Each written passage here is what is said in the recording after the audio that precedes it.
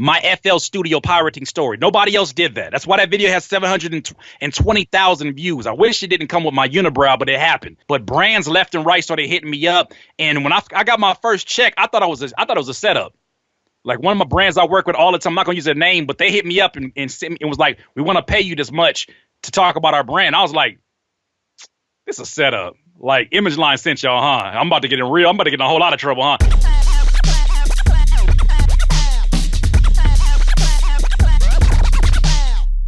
What's going down? It's DJ Payne 1 for Beatstars.com. This is a special second follow-up interview with Curtis King. He's a man who needs no introduction. You're an influencer, a teacher, a role model, and it's not easy to take on that educator role in the producer community. Believe me, I know. Thank you. So I appreciate your time. Let's jump right into it. Something a lot of educators in the independent music community preach is consistent, good quality content. Right. As pretty much a surefire method of building a brand and attracting fans. You know, you really embody this principle. I watched your brand explode once you started releasing educational and motivational videos every day. And I'm looking at you like, damn, how is he doing this every single day? This is ridiculous, but you did it. What made you start, number one, releasing all that content on such a regular basis? Because I knew I was at a disadvantage.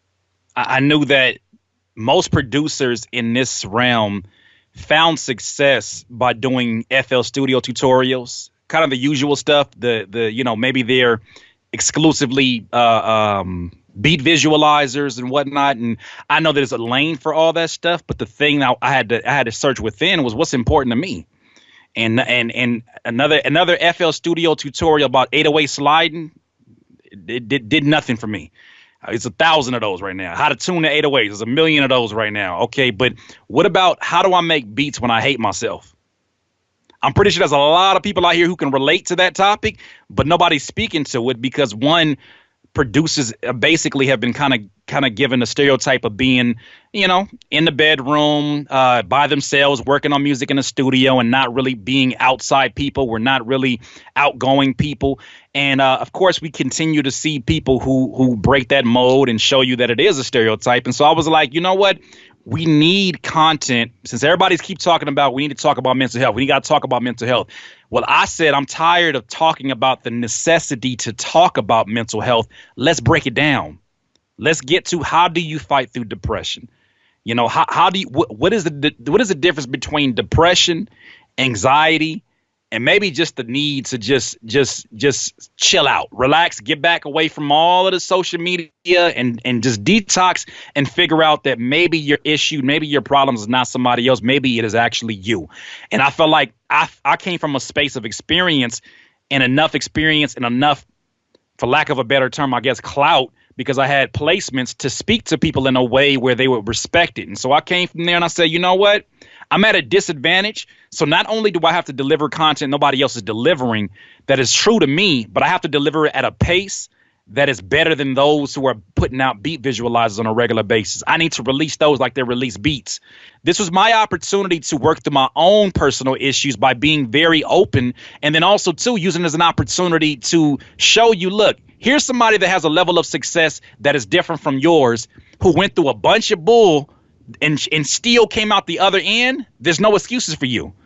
And so I wanted to play really the big brother role. Sometimes it was more like the homie that's going to tell you the truth, tell you got a booger in your nose and going to tell you about that. I wanted to be that guy because everybody else was sort of like playing the YouTube. Not everybody else. Obviously, Payne 1, you were somebody that I seen, and I was so glad for your energy because nobody else was keeping it as real as you.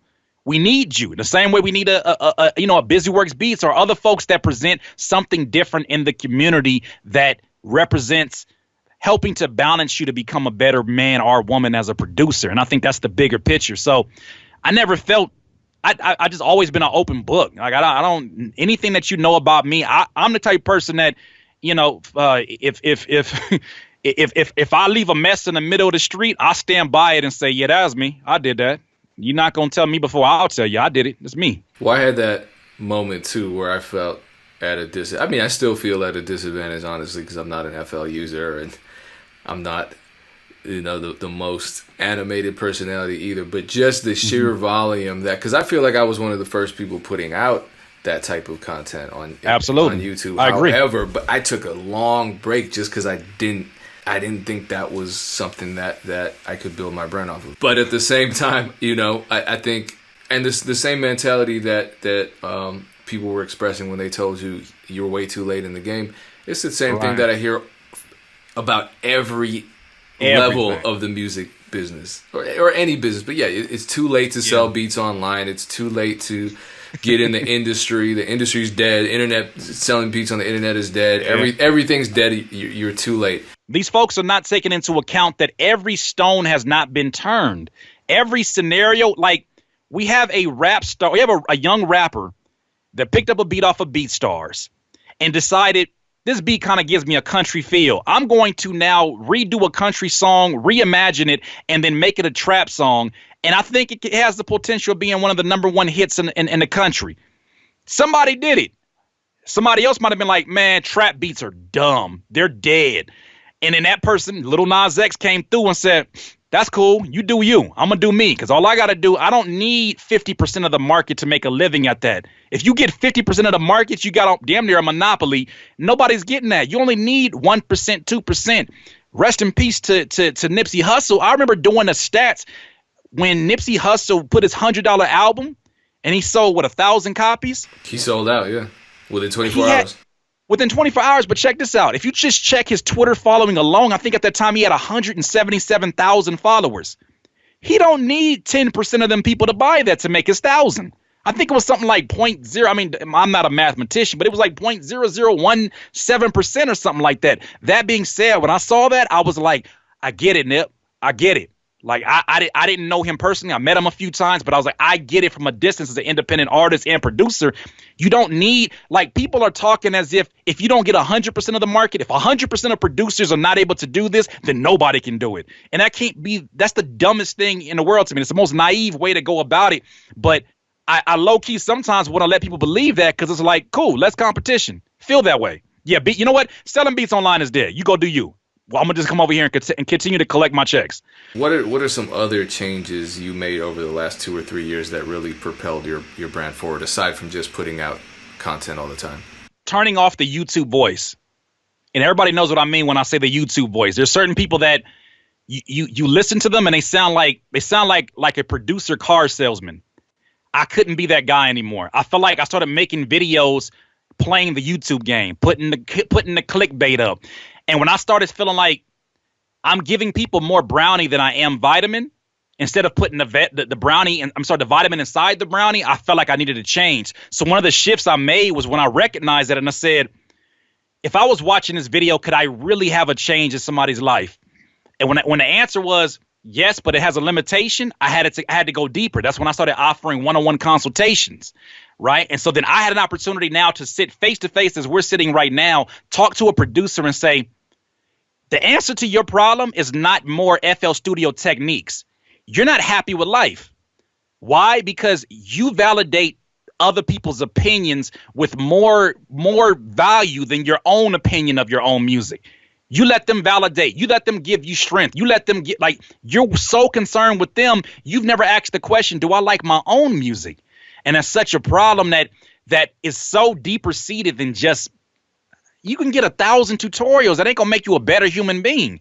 The moment that you're able to make the connection that I'm actually depressed or I'm actually down because I've been fighting my whole life to get my mom or my father or my grandfather to respect what I'm doing in music, and I feel like they don't respect me as a man or a woman. If you're able to walk through that first, the beats will come naturally because it's a byproduct of an expression of you.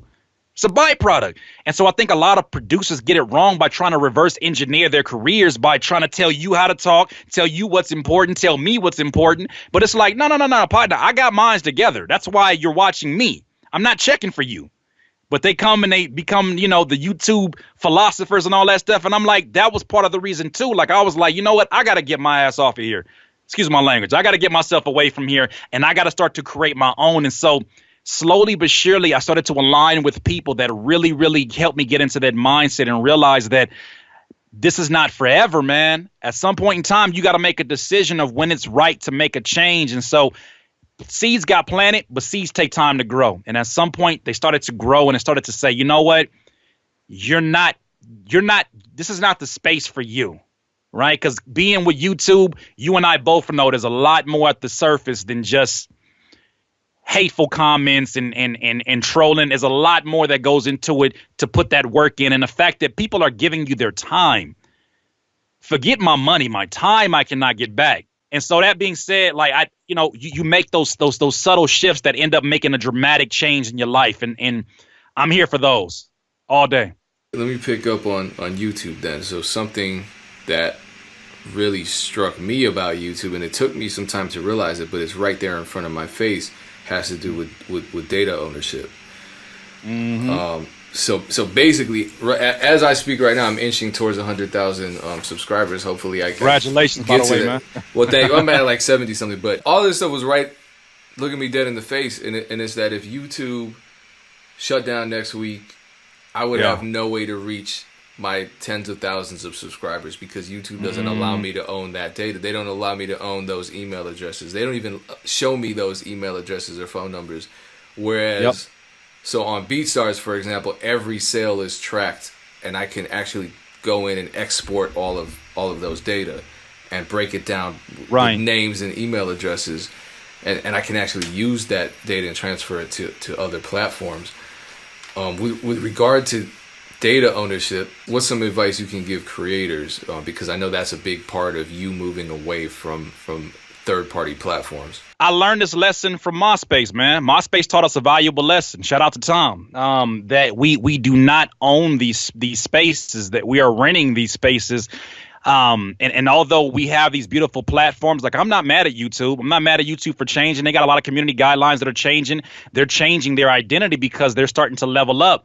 It was time for me to do the same thing. But what I could tell you is that you gotta realize everywhere that you're parking your anywhere you're parking your business where you gotta put your name after somebody else's name, it's not your space. Instagram.com/Curtis King.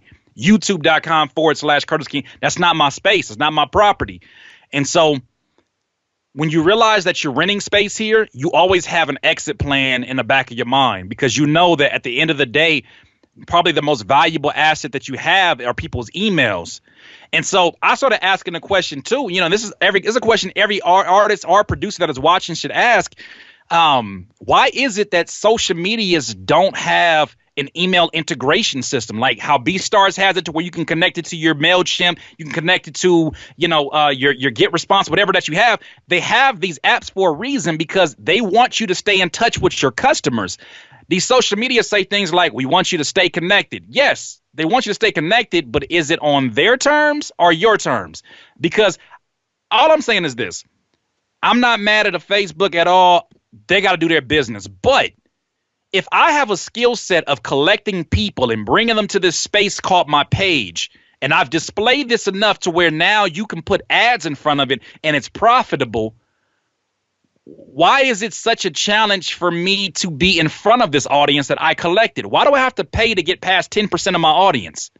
Right? Why do I have to boost a post on Instagram to get to it's my audience. I had the skill set that brought them here. It was my videos that broke through the algorithm that you set. I did this. So why are you making it so difficult for me to take this audience off of your platform?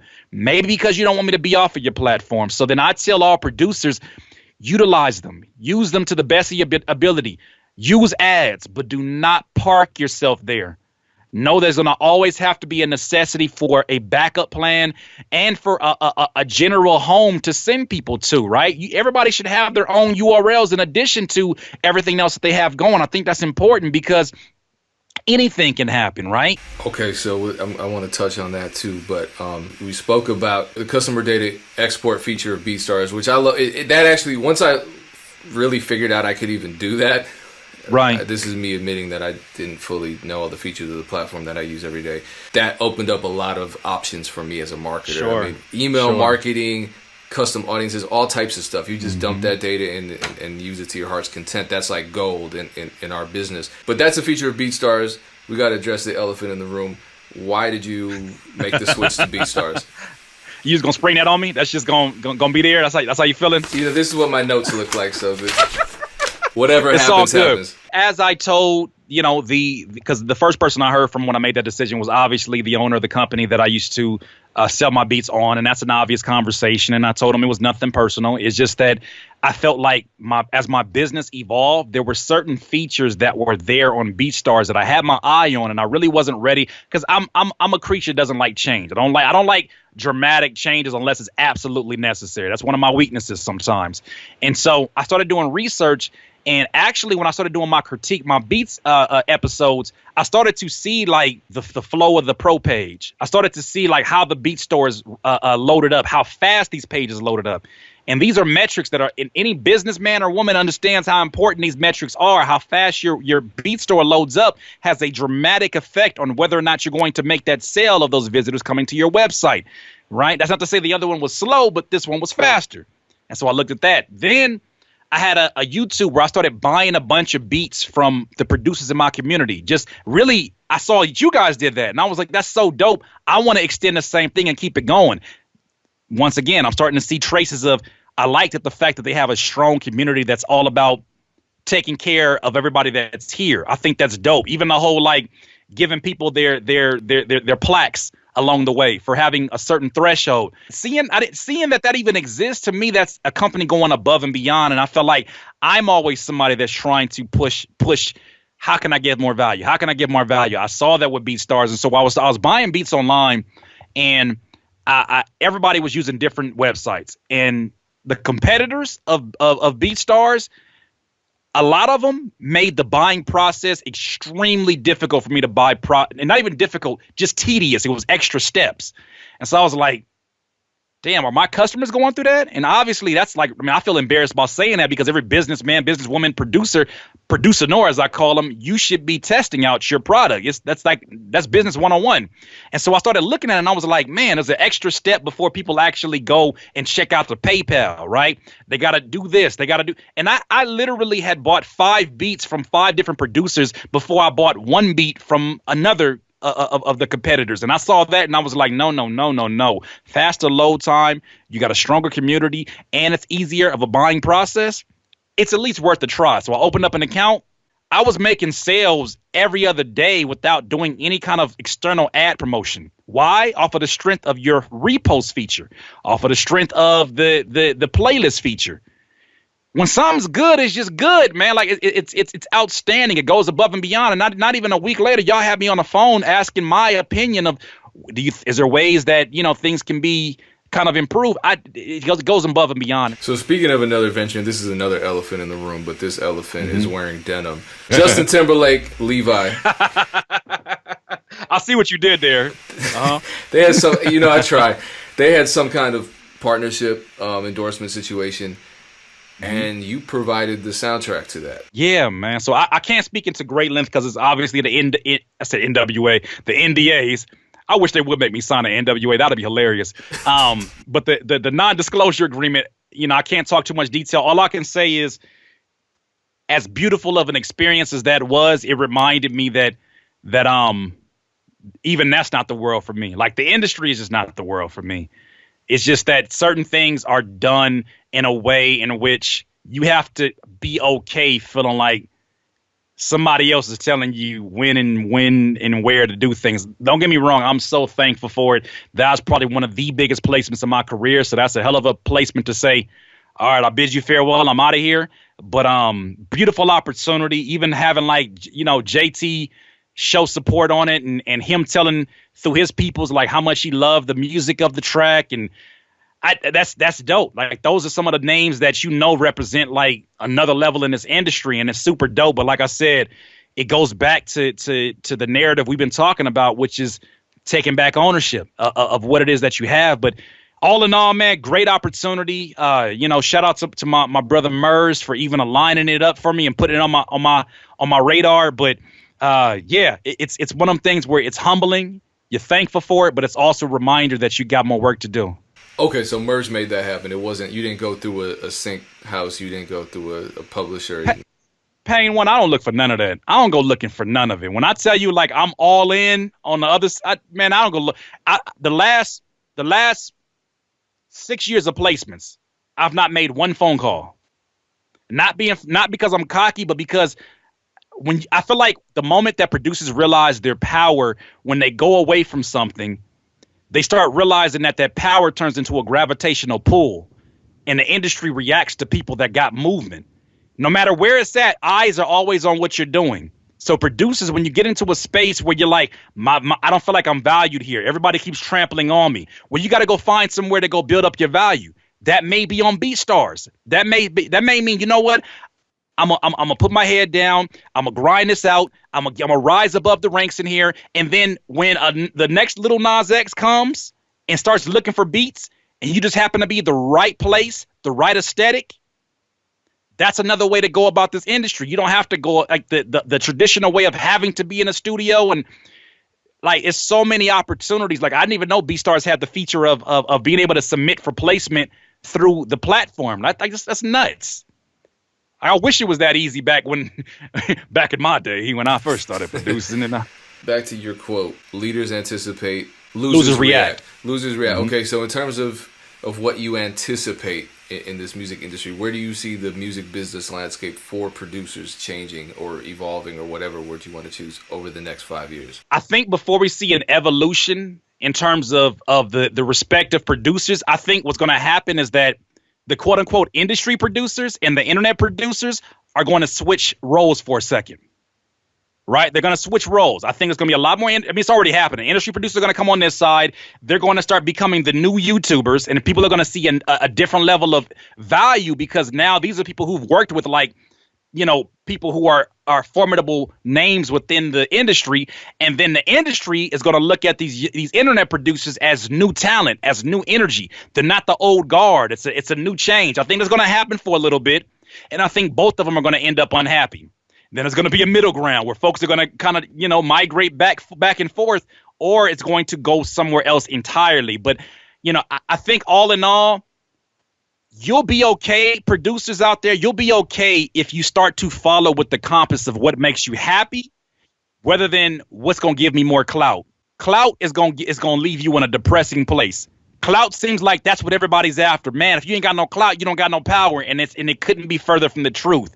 There's a lot of people out here that you look up to, producers or whatever, that got clout, that don't got a clout coin inside their pocket, because they ain't got no money. All they got is all they got is the fact that y'all retweet them a bajillion times and tell them how great they are. That's why they always talk to you, and they have time to talk to you, right?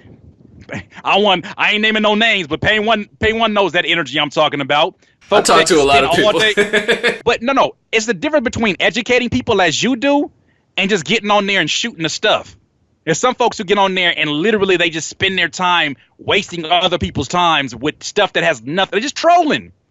And I'm telling you, as much as we're going to look back one day at when all the studies come in about trolling, the pain, excuse me, lack of a better term, of the mental health issues that come from social media, nobody is going to suffer more from the research than trolls. They think they're the ones getting away with it because they're making everybody else's lives terrible. They're going to realize that all that nitpicking, all that pettiness, that stays in your body.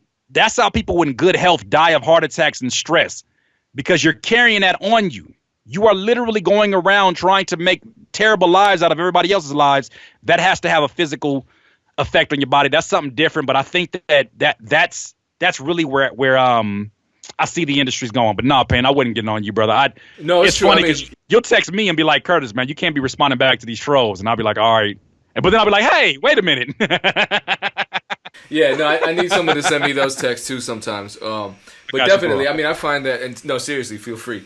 I find that you know, because it gets isolating sometimes. It's just you making beats, and it feels like you're connected to everybody, but there's still that wall between you and them, which is the internet. You know, sometimes it feels like we live on the internet rather than in our own respective cities. Let me break it down for you for this. I don't know, this is not really producer related content, but it kind of is, because we're talking about the mental health of producers. But there's a book called Digital Minimalism, and one of the things that this author breaks down is the fact that because social media is still a very new thing, when you think about the grand scheme of things, a very new 7, 8, 9 year, there's not enough research on it to conclude the same things that we can conclude from like how war affected our grandparents today and how that trickles down. Like they have years and years of experience.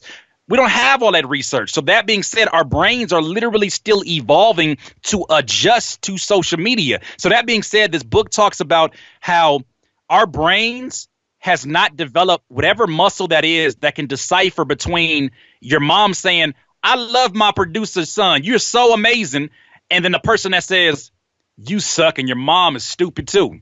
You can't decipher between that because your brain sees two images that are the same size, text that is the same size, and it gives it the same value. The same way you walk in public and you see a stranger and they say, what's up? And you're like, who the hell is that? What you mean, what's up? All right, whatever, bro. But then somebody else that you do know says what's up, and it's one of your enemies. Oh, your mind can decipher the difference. On social media, your mind cannot always decipher the difference. It's not the fact that you're being sensitive or hypersensitive. We all have the same problems. That's why that negative comment from 2015 still stays with you, even if you get an abundance of love every single year. That's just our brains are readjusting and evolving with this beautiful world we call social media. I mean, and then sheer volume too. I mean, at the end of the day, everybody's human, and I think at a certain point we start looking at people who are more successful or who we perceive as celebrities and think, well, they're not really human. They're living a much better life than I am. So if 50,000 people all tell them, you're trash, go kill yourself, they're fine, they'll handle it. Like, I look at the I don't know anything about the James Charles dude, but he had millions of people sending him hate messages. My wife know about him because she's in that. She's in that world. Yeah. She put me on the game. Like, she's like, he's getting ready to get dragged, and I was like, I know the word dragging somebody is like crucial in there, but people get used and abused like that, and the thing is, like, that exists in the producer world too. That ain't just a makeup world. That happened to me. I'm pretty sure we all had our stories. You stay around here long enough, people will find something to drag you for. They drugged me for the pirating, the FL Studio pirating videos, and it was just like, I feel like I was the first person that had the balls to just say, like, I messed up. I did something wrong. It was scary. And I made another change, and I realized, you know what? I'm a contradiction, and we're a contradiction. If all we do is complain about rappers always stealing our beats, but literally we're sitting on hot goods. No, it's not the same thing because you download it and it's free on the internet, bro. You justify it however you want. But if you made something and somebody takes it, raps over it, and they say, bro, it was a free download. No, that was my license terms. That don't matter. Nobody give a damn about that. So if that's the case, you got to understand, like, the contradiction in what you're doing and realize the game is just giving back what you give it. And until you go legit, until you flip the switch, you going to get what you give it. It's just what it is. Did that create kind of a domino effect? Because so for people who don't know, what happened was basically, in a nutshell, you put out a video admitting to being in the wrong for pirating FL Studio. You actually might have gotten in some legal trouble with Image Line. Suddenly you parlay that very honest admission into a partnership with Image Line. No idea that was going to happen. Yeah, I mean, and even that, I can't speak into detail with that. All I can say is that all those people who were, man, Image Line is in the room with them. They got a gun to his head. Like, come on, bro. Like, stop watching movies. Stop watching, John Wick. Sit down somewhere. Go make a beat. Like, go make some lo-fi and chill out. Because I look at that and I'm like, all of y'all got all these scenarios you think are happening. It's never that deep. Like, I read back on the email because they sent me another email recently basically asking me to delete comments where people were like, oh, a video about pirating? Cool. Let me share the program and help y'all pirate it even more. And it's like, I told them, you know what? I'll just disable the comments. But guess what? Because I did that, and because of the reactionary energy that exists in the producer neighborhood, sometimes they're going to be like, oh, he deleted it because he couldn't take it anymore. He's sensitive. We should troll him even harder. And it's like, that's that reactionary energy that's going to stop you from winning in this game. People ain't going to remember the people. They don't build statues for critics. I love Stephen A. Smith. He ain't getting no statue for being one of the greatest basketball critics. KD might. LeBron will. Stephen A. Smith found a way to make a career out of it. You're not making a career leaving YouTube comments about producers. So he might be the first critic that actually gives one. He might be. I'll give him that. Stephen A. Shout out to Stephen A. He has information too, though, and he actually debates people live. So I'll give him extra credit for that. Okay. But was that a domino effect for you with partnering with other brands and companies that you wouldn't otherwise have had? Payne One, it's the craziest thing, bro. I did that video expecting me to be like, I was gonna be damaged goods to every other brand in the world. Like I was like, bro, nobody's gonna work with me. But you know what? I would much rather, because the video started going viral and I was like, oh man, this is not what I wanted. Like I wanted to just talk to my YouTube audience and warn them. Then it started to get like, I made it to like the Pro Tools website. I made it to the Image Line. It was in the Image Line, like their community board. And like when I actually joined, like I was like hesitant to go in there because I was like, I'm finna get. And they did. I went in there. Some folks was in there like, oh, I can't stand these thieves. They're kind are all the same. And I'm like, what you mean they're kind? Like I just admitted as a man, I did something that you can't, like at that time you could not run a search and see my FL Studio pirating story. Nobody else did that. That's why that video has 720,000 views. I wish it didn't come with my unibrow, but it happened.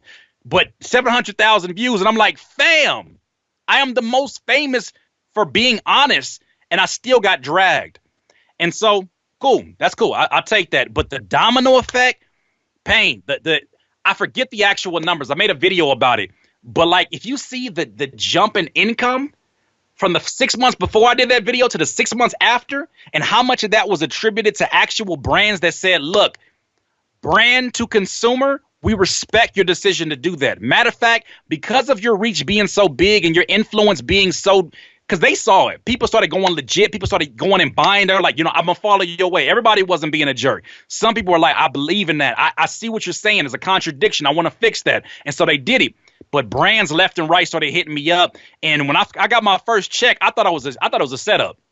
Like one of my brands I work with all the time, I'm not going to use their name, but they hit me up and sent me, it was like, we want to pay you this much to talk about our brand. I was like, this is a setup. Like Image Line sent y'all, huh? I'm about to get in a whole lot of trouble, huh?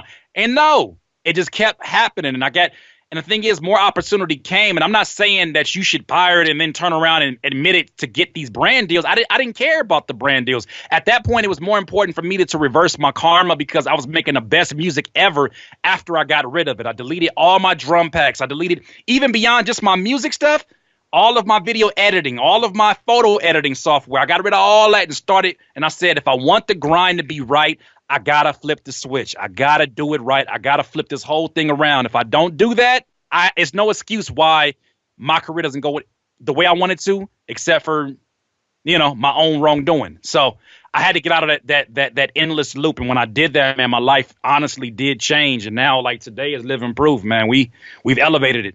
You have a lot. Normally, I ask people their social media and their Beatstars page. I'm going to ask you those two things as well, but then I also want to ask how people can join your platform and how people can pick up your book. Well, first and foremost, thank you, DJ Payne One. Thank you, Beatstars, for the opportunity to even speak about that.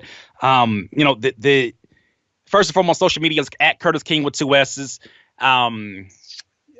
What else did you say? My social media, my Beatstars, Curtis King. You can just search there. I'm right through there. That's the only place you can find my beats now. And in addition to that, my platform is called CurtisKingTV.com. It is a community of rappers and music producers. It is what I am calling the first healthy mental health space online for rappers and music producers to work through their biggest issues and to unlock the best parts of them as a human being. What that means, you got to come and find out. I don't even feel the need to sell it anymore because right now the community is so strong. The energy is good.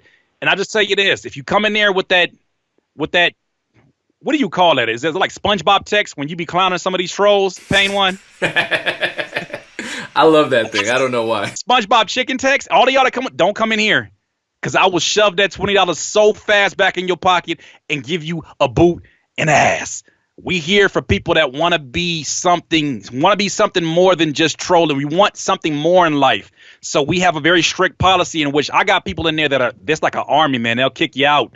They want to protect that space. And so if you need support, you need accountability partners, right? This is not Beatstars already is taking care of you when it comes to like selling beats and giving you the stats of how to be a successful businessman and businesswoman, but I'm not in competition with that. This for me is, let's focus on you mentally.